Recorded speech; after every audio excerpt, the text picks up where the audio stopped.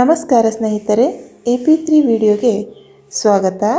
ಸ್ನೇಹಿತರೆ, ಮಹಾಕುಂಭಮೇಳ ಮುಗಿದ ನಂತರ ನಾಗಾ ಸಾಧುಗಳು ಎಲ್ಲಿಗೆ ಹೋಗುತ್ತಾರೆ? ಕಠಿಣ ತಪಸ್ಸು, ಹಿಮಾಲಯದ ಯಾತ್ರೆ ಅಥವಾ ಧಾರ್ಮಿಕ ಸ್ಥಳದಲ್ಲಿ ವಾಸ? ಅವರ ನಿಗೂಢ ಜೀವನದ ಬಗ್ಗೆ ತಿಳಿಯುವುದಾದರೆ, ನಾಗಾ ಸಾಧುಗಳು ಕುಂಭದ ಮೊದಲ ಸಾಯಿ ಸ್ನಾನದಲ್ಲಿ ಭಾಗವಹಿಸುತ್ತಾರೆ.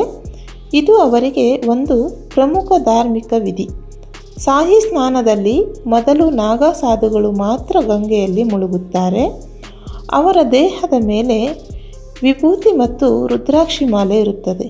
ಇದು ಅವರನ್ನು ಇತರ ಸಾಧುಗಳಿಗಿಂತ ಪ್ರತ್ಯೇಕವಾಗಿಸುತ್ತದೆ.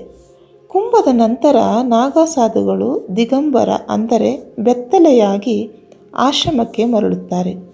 ಸಮಾಜದಲ್ಲಿ ದಿಗಂಬರ ರೂಪ ಸ್ವೀಕರಿಸುವುದಿಲ್ಲ. ಆದ್ದರಿಂದ ಅವರು ಗಮ್ಮಚ ಧರಿಸಿ ತಮ್ಮ ಆಶ್ರಮದಲ್ಲಿ ವಾಸಿಸುತ್ತಾರೆ.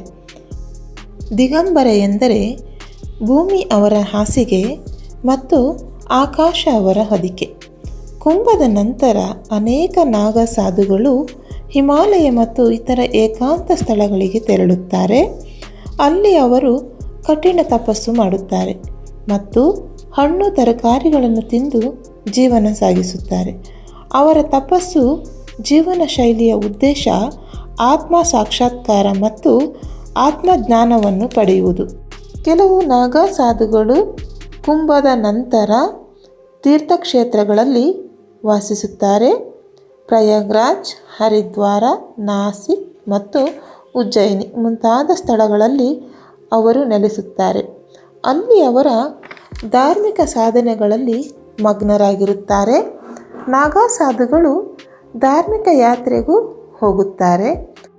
ಅವರು ವಿವಿಧ ತೀರ್ಥಕ್ಷೇತ್ರಗಳಿಗೆ ಭೇಟಿ ನೀಡುತ್ತಾರೆ ಮತ್ತು ತಮ್ಮ ಜ್ಞಾನ ಮತ್ತು ಸಾಧನೆಯ ಮೂಲಕ ಸಮಾಜಕ್ಕೆ ಧಾರ್ಮಿಕ ಶಿಕ್ಷಣವನ್ನು ನೀಡುತ್ತಾರೆ. ಈ ಯಾತ್ರೆಯ ಸಮಯದಲ್ಲಿ ಅವರು ಸತ್ಯ ಮತ್ತು ಮುಕ್ತಿಯನ್ನು ಹುಡುಕುತ್ತಿರುತ್ತಾರೆ. ಇದು ನಾಗಾ ಸಾಧುಗಳು ಕುಂಭಮೇಳ ಮುಗಿದ ಮೇಲೆ ಎಲ್ಲಿಗೆ ಹೋಗುತ್ತಾರೆ ಎಂಬುದರ ಮಾಹಿತಿ.